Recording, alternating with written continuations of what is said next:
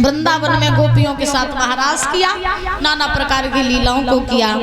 इधर कंस की चिंता मथुरा में बढ़ती जा रही है। सुखदेव जी महाराज समझा रहे हैं राजन परीक्षित। एक बार नारद जी कंस के पास आए। नारद जी ने कंस से कहा, कंसराज तुम्हारा काल मरा कि नहीं मरा?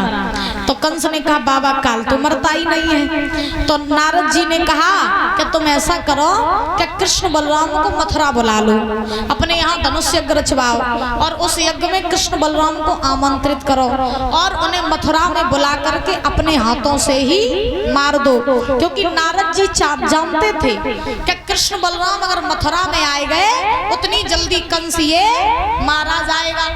तो नारद जी ने कंस को जब शिक्षा दी। और एक बात और बताएं कि आदमी के जब विनाश को समय आ जाते हैं ना, तब तो उस व्यक्ति को आप बुरी बात बताओगे तो अच्छी ही लगेगी। अब नारद जी ने कही कंस से, बोले कृष्ण बलराम को तुम मथुरा बुलाए लो, अपने हाथों से उन्हें मार दियो। नारद जी चाहते थे, जानते थे कि कृष्ण बलराम मथुरा में आए नहीं और कंस मरो नहीं। तो नारद जी इतना कह के चले गए। कंस ने अपने यहाँ धनुष यज्ञ रचवाने की योजना बनाई। एक पत्र लिख दिया नंद के लिए और लिखा कि हे नंद, हम अपने यहाँ पर धनुष यज्ञ रचवा रहे हैं, जितनी जल्दी हो सके।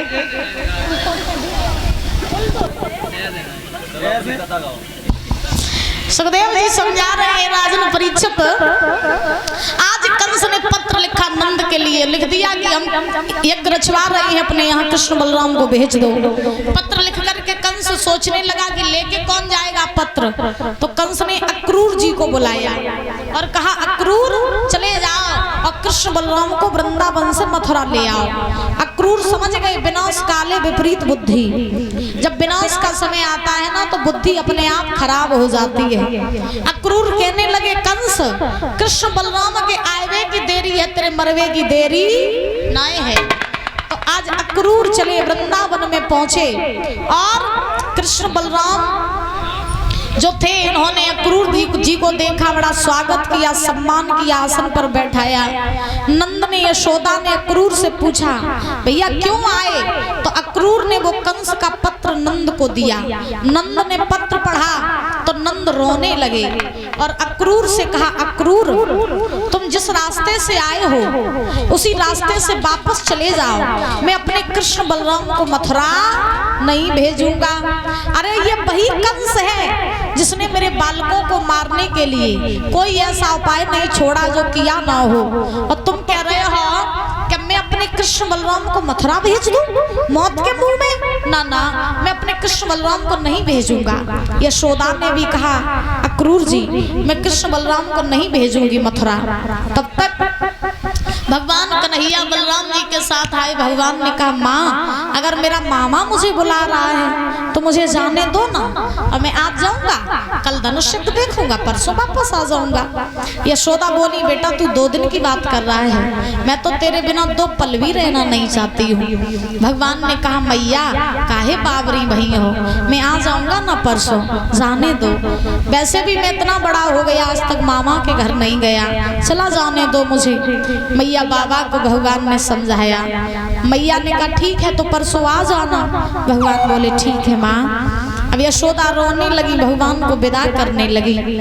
भगवान कन्हैया बलराम जी के साथ में अक्रूर जी के रथ पे सवार हुए, मथुरा के लिए चलने लगे। गोपियों को पता चला तो गोपियों ने आकर के रथ घेर लिया भगवान का। गोपियां बोली, कन्हैया कहाँ जा रहे हो? बोले मथुरा। कब आओगे? परसों। 2 दिन बाद? बोले हाँ। गोपियां रोने लगी। भगवान बोले, काहे रो रही हो? गोपियां बोली, कन्हैया तुम प्रेम करते तो तुम जानते कि प्रेम का विरह क्या होता है। हमने तुमसे इतना प्रेम किया और तुम हमें छोड़ के जा रहे हो। हम ये थोड़ी नहीं जानते थे कि एक समय वो आएगा जब तुम मुझे छोड़ के चले जाओगे। अच्छा, गोपियां भगवान कन्हैया से करती थी प्रेम, और प्रेम क्या होता है? आत्मा आत्मा के मेल को महाराज प्रेम कहते हैं। जहाँ महाराज आत्मा एक हो जाए, शरीर 2 हो जाए, उसे कहते हैं परीक्षित जी प्रेम। और आज के कलयुग में क्या होता है, आज के कलयुग में होता है प्यार, कि जो लो पैसा रहो तो लो प्यार करो, और पैसा खत्म तो तुम नहीं सही तो दूसरों सही। आजकल प्रेम प्यार ऐसा है कि आज अगर तुमसे कोई प्यार कर रहा है और परीक्षक जी तुम्हें अगर कोई छोड़ करके चला जाए तो 4 दिन नहीं लगेंगे महाराज, दूसरा तुरंत तैयार हो जाएगा। आज को प्यार ऐसो है। एक कवि कहते हैं कलयुग में प्यार सिर्फ ढोंग है, सिर्फ मतलब के लिए है। शरीर सुंदर जेब में पैसा, तब तक लोग प्यार करेंगे, और पैसा नहीं है तो कुछ नहीं है। कि हमने तुमको दिल दिया था और आज माने के लिए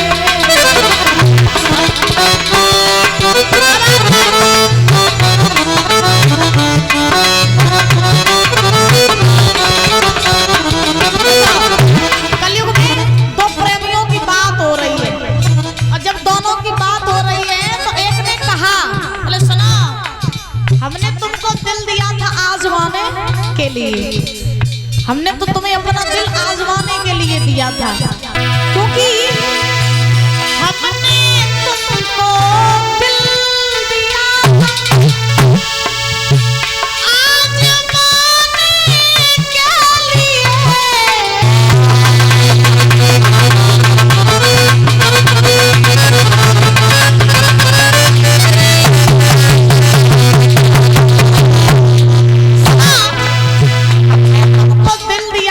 आजमाने के लिए।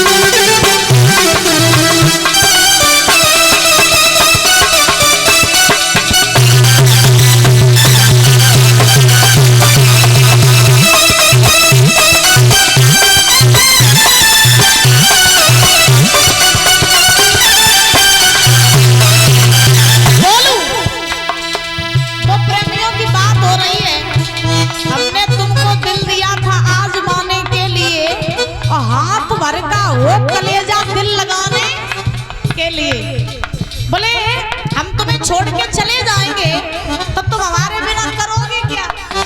जवाब क्या मिलता है आजकल, जाना है तो जाइए, बोले जाना है तो चले जाओ, हम तुम्हें रोकेंगे नहीं। देखो कलयुग में प्यार कैसे होता है, जाना है तो जाइए पर मुड़ मुड़ कर ना देखिए।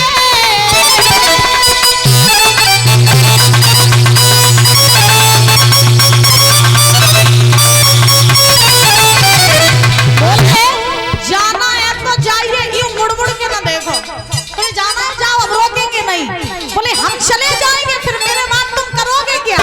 तो जवाब क्या मिलता है, हम भी कोई ढूंढ लेंगे दिल लगाने के लिए, कोई ढूंढ लेंगे दिल लगाने के लिए।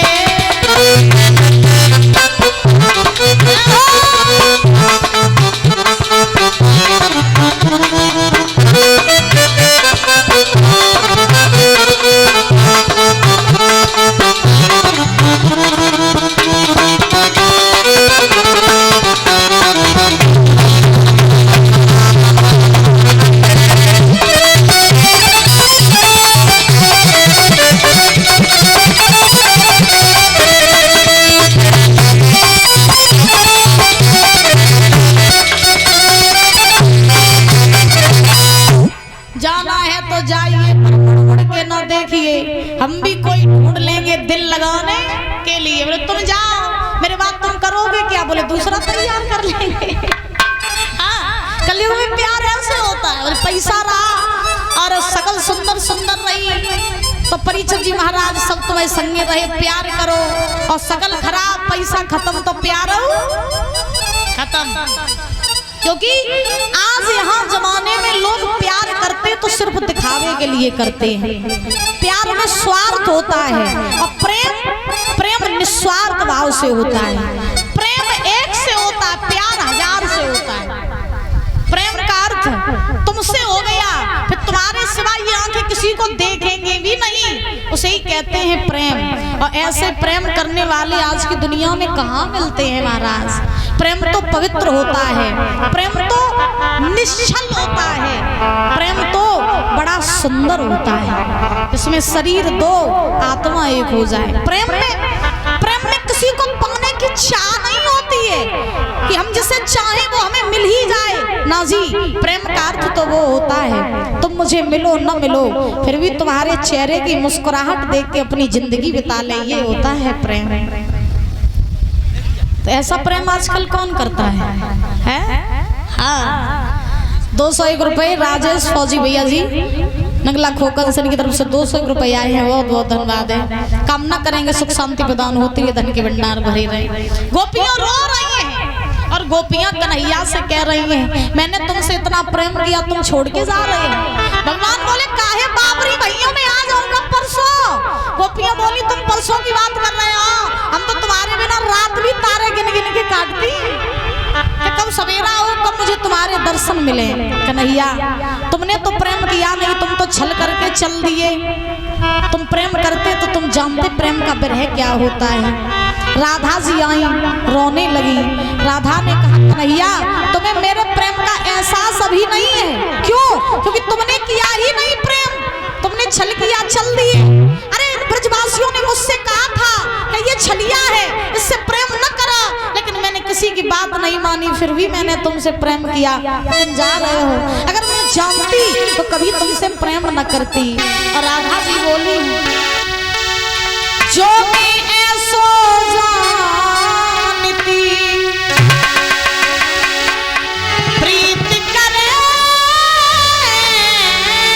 दुखी होए तो नगर ढिंडोरा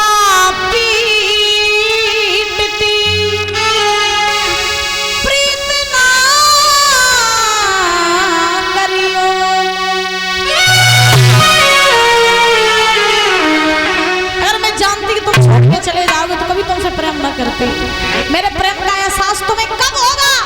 तब होगा कब बनोगे राधा तो ये जानोगे कि बनोगे राधा तो ये जानोगे कि कैसा प्यार है मेरा। ओ साबिने ओ साबिने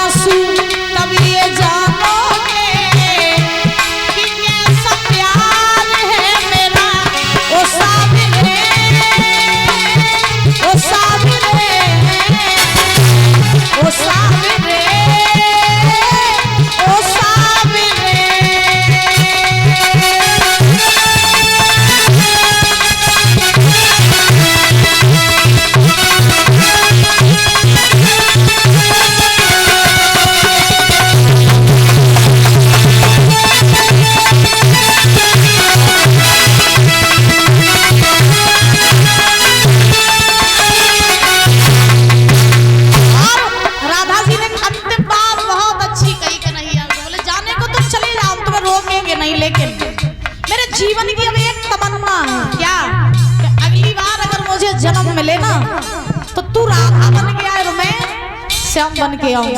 जब मैं कन्हैया बनूंगी तो तुझे छोड़ के जाऊंगी तब तुझे एहसास होगा कि प्रेम की पीड़ा क्या होती है। सुन अब एक तमन्ना है अगर फिर से जन्म मिले मैं श्याम बनूं तेरा तू राधा बन के जिए।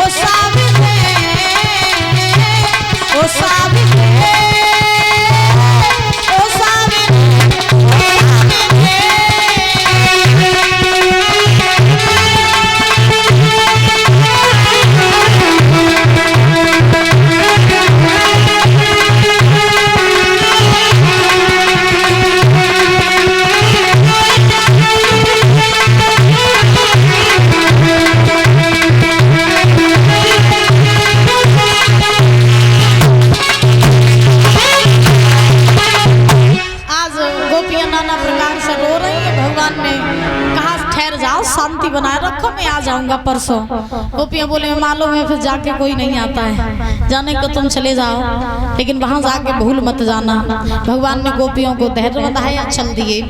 यमुना जी पर पहुंचे, अक्रूर जी को ज्ञान कराया और महाराज मथुरा नगरी में पहुंच गए। प्रभु रात्रि व्यतीत की है मामा कंस के फूल बाग में। सवेरा हुआ, सभी ग्वाल बाल जो खास खास रहे उनको साथ लेकर के भगवान चले मथुरा नगरी घूमने के लिए। महाराज भगवान को रास्ते में कंस का धोबी मिला तो धोबी शराब पिए था। भगवान ने उससे वस्त्र मांगे, धोबी ने भगवान से अपशब्द कहे तो भगवान ने धोबी के तमाचा मारा, धोबी के प्राण पखेरु उड़ गए। ये वही धोबी था जिसके कारण त्रेता युग में मैया सीता का वनवास हुआ था। द्वापर में आके भगवान ने धोबी का उद्धार किया। आगे बढ़े, कुब्जा के ऊपर कृपा करी, कुबलिया पीड़ हाथी का वध किया, धनुष तोड़ा। आगे बढ़े, मुष्टक चारूढ़ जैसे पहलवानों का वध किया। जब भगवान ने सबका उद्धार किया तब फिर भगवान पहुंचे कंस के पास। कंस राजगद्दी पे बैठा था। भगवान ने उसके केसों को पकड़ के जमीन पर पटक दिया और कहा, मामा याद कर बदन की जब तूने मेरी मैया देवकी के केस पकड़ के रथ से नीचे पटको हतो। महाराज भगवान कन्हैया में कंस में युद्ध होने लगा। कौन मारेगा कंस को?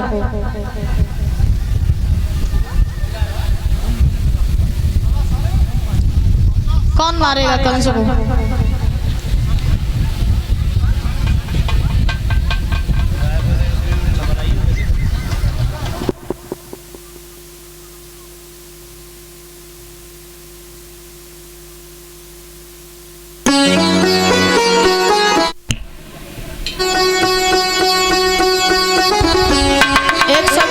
मनीष यादव भैया जी तरफ से आई, बहुत बहुत धन्यवाद है।